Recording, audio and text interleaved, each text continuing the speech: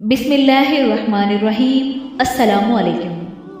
अबू तालिब को मक्का वाले भी इज़्ज़त की निगाह से देखते थे, इसलिए उनके बीमार होने की खबर आम हुई तो मक्के के तमाम बड़े भी उनको देखने और उनके पास बैठने के लिए आने लगे।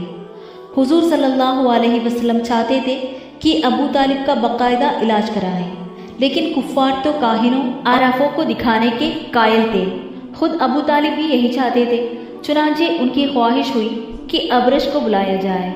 अबू जहल ने कहा कि वो मर गया है। अबू तालिब ये सुनकर खामोश हो गए। दूसरे दिन अबू लहब काहिनों और आराफों की एक बड़ी तादाद कर ले आया। उन लोगों ने आते ही अबू तालिब को देखा। एक ने संगरेजे फेंके और उनको उठाकर सूंघा, गौर से देखा और गरज कर बोला, कुछ नहीं, जासेब का काम है, धूनी दो, आराम होगा। दूसरे ने अबू तालिब की पुतलियां गौर से देखी। पुतलियों में रोशनी थी। पास बैठने वालों की शक्ल साफ नजर आ रही थी। चिल्ला उठा, बड़े बड़े कहरी जिन्नों का साया है।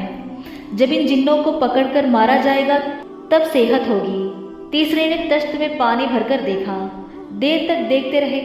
जब कुछ नजर न आया तो बोले, कोई बड़ा हसीब जिन्न लिपटा हुआ है जो कि शक्ल तक नहीं दिखाता।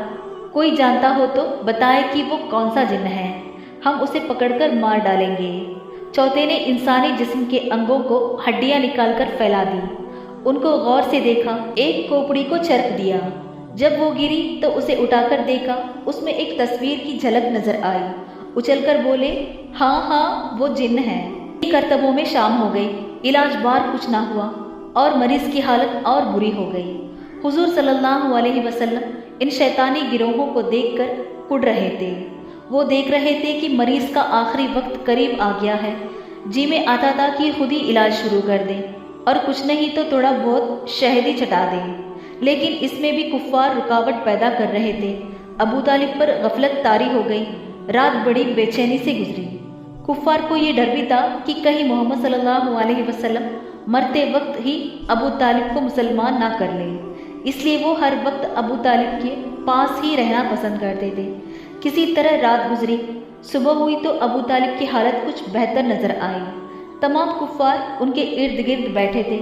सब ने समझ लिया कि अबू तालिब बच ना सकेंगे, इसलिए जब उनको होश आया तो अबू जहल ने कहा, अबू तालिब, हालात बता रहे हैं कि अब आपकी ज़िंदगी का आखिरी लम्हा आ गया है। आप अपनी ज़िंदगी में उस झगड़े को जो हमारे और आपके भतीजे मोहम्मद सल्लल्लाहु अलैहि वसल्लम के बीच में है ख़त्म कर जाएं, ताकि आपके बाद ये झगड़ा बढ़कर भयानक लड़ाई के वजह ना बने। अबू तालिब ने उससे पूछा, तुम क्या चाहते हो? अबू जहल ने कहा, हम सिर्फ ये चाहते हैं कि आपका भतीजा मोहम्मद सल्लल्लाहु अलैहि वसल्लम हमारे 1000 साला माबूदों को बुरा ना कहे। हुजूर सल्लल्लाहु अलैहि वसल्लम अपने मोहतरम चचा के पास ही बैठे थे। अबू तालिब ने उनसे, मतलब मोहम्मद सल्लल्लाहु अलैहि वसल्लम को खिताब करते हुए कहा, बेटे, तुम क्या कहते हो? हुजूर सल्लल्लाहु अलैहि वसल्लम खड़े हो गए और आपने फरमाया, चचा, मैं किसी के माबूद की तौहीन नहीं करता, सिर्फ ये कहता हूँ कि एक खुदा की इबादत करो, उस खुदा की जिसने पैदा किया है, जो मौत पर कादिर है, इसके बाद जिंदा करके हिसाब लेगा। वो पाक है, बदले के दिन का मालिक है, उसकी इबादत ही सही है। निजात उसको मिलेगी जो निजात देने वाले की इबादत करेगा। अपने हाथों से तराश कर बनाए हुए पत्थर के बुत खुदा नहीं हो सकते। ये सुनते ही कुफारे मक्का बहुत बिगड़े और गुस्से से अबू तालिब के मकान से बाहर चले गए।